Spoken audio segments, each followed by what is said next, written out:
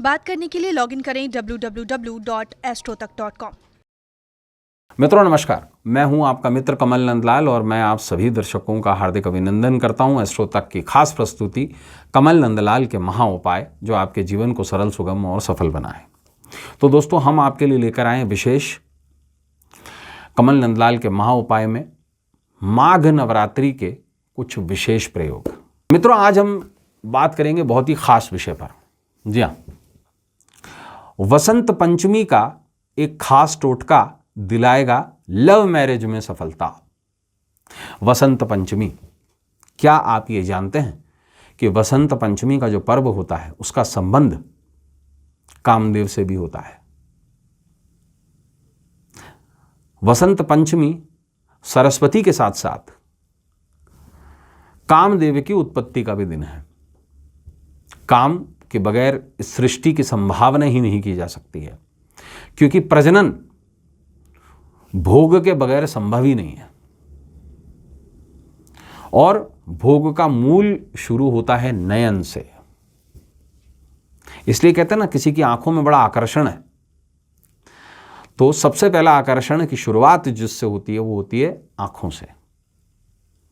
जब आप किसी चीज को देखते हैं, कोई स्त्री किसी पुरुष को या कोई पुरुष किसी स्त्री को देखता है और उसके मन में एक पर्टिकुलर भावना उत्पन्न होती है, तो उसका मूल रूप प्रेम होता है और प्रेम की आधारशिला जननांग है।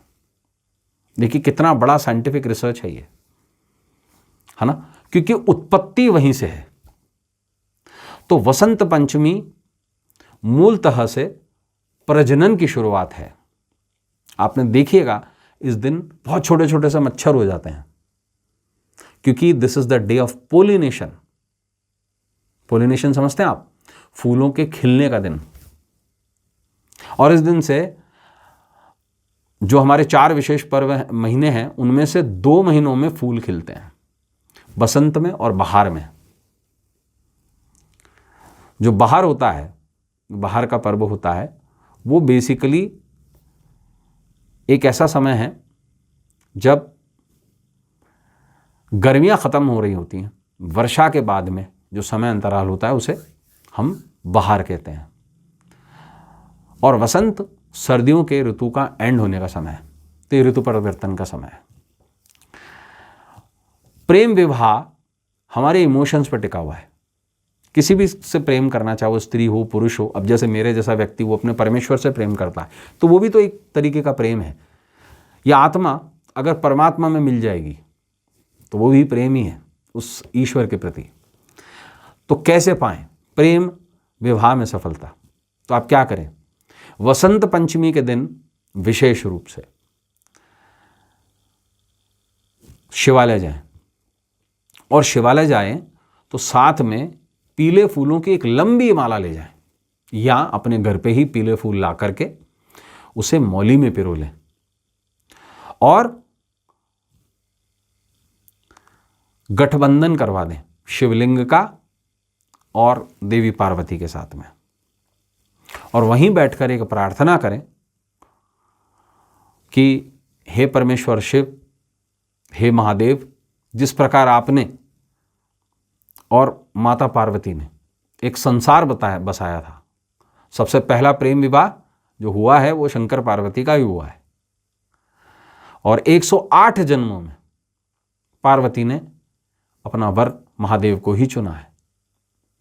एक जो 108 नरमुंडों की माला भगवान शंकर के गले में है, आप तंत्र चूड़ामणि पढ़िए तो वो पार्वती के 108 जन्म ही हैं। 108 की जो मणके की माला हम जाप करते हैं उसका मूल वो पार्वती ही है, शक्ति ही है, जिसने 108 जन्मों में पति रूप में परमेश्वर शिव को साधा, उसे पाया। और लव मैरिज में सक्सेस का सबसे सटीक उपाय है ये शिवलिंग और पार्वती का गठबंधन। और इस पूरे प्रयोग में आप चाहें तो एक विशेष मंत्र का जाप कर सकते हैं। साधारण मंत्र जो है ओम गौरी शंकराय नमः। अगर आप विशिष्ट तांत्रिक मंत्र का जाप करना चाहते हैं तो ह्रीम ओम नमः शिवाय ह्रीम, इसका जाप करें। आश्वस्त करता हूं आपको, निश्चित रूप से लव मैरिज में, प्रेम विवाह में सक्सेस मिलेगी। तो दोस्तों, आज के लिए बस इतना ही। कल आपसे फिर मुलाकात होगी। तब तक देखते रहें आप ही का अपना चैनल एस्ट्रो तक अब अपने मित्र कमल नंदलाल को इजाज़त दीजिए। नमस्कार, नमः शिवाय।